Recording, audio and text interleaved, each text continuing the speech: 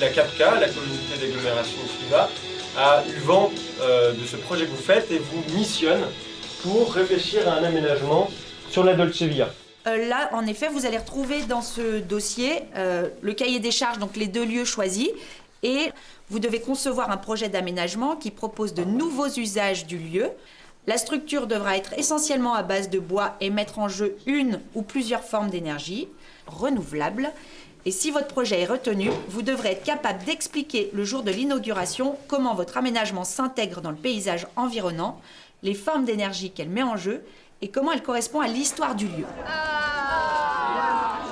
Je pense que vous avez compris qu'ici le collège a été construit sur le site de l'ancienne gare. En fait, à l'époque où a été construite la voie, les pêches étaient un produit de luxe. Et c'était très important pour les producteurs de pêche qui emballaient les pêches les unes individuellement et les mettaient dans des cajots avec de la paille, que leur produit il aille très vite sur les marchés de Lyon et de la région parisienne. Dans celui-là, il y avait des marchandises. Ouais, là c'était plutôt pour des marchandises. C'est plutôt agréable.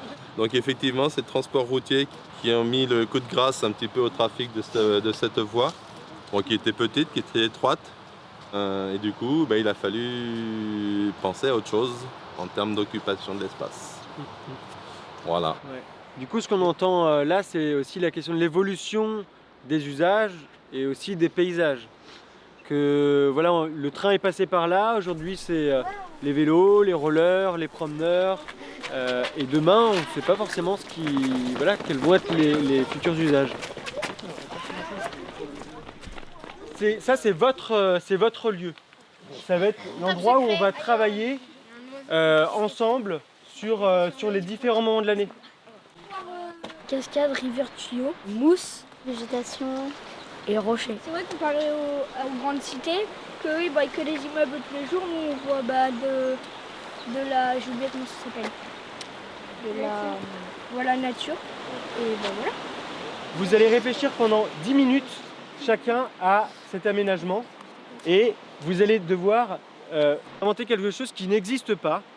Donc ça peut être une construction, mais il faut réfléchir à qu'est-ce que va permettre cette invention. On fait pas une ligne, mais on fait genre, tu vois, une sorte de rangée de brumisateurs, genre, tu vois, une rangée gauche et une rangée droite, et on les sépare un peu comme ça. L'idée, c'est de créer un brumisateur pour les cyclistes qui passent s'ils ont chaud ou Pour l'été. pour l'été, oui. Ils se déclenchent avec un détecteur. Parce que le détecteur il va détecter et par exemple si moi un jour je passe l'été avec mon journal et il y a le détecteur qui s'allume, du coup j'ai mouillé tout mon journal. Peut-être qu'il faut un bouton pour appuyer quand on a chaud ou froid. Non mais tu vois, ils s'arrêtent et puis ils ont juste à tirer sur une manivelle ou un truc du genre. En fait on va faire une petite cabane pour se réchauffer et l'été quand ils ont trop chaud ils se mettent dans la cabane avec la clim. On voulait faire une piscine pour ceux qui viennent et qui ont chaud l'été. On est des robots poubelles.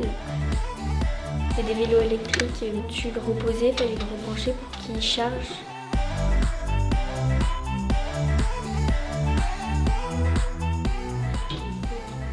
Donc il y a un travail qui a été amorcé aujourd'hui, mais qui va pouvoir être poursuivi également un peu en cours avec les différents professeurs.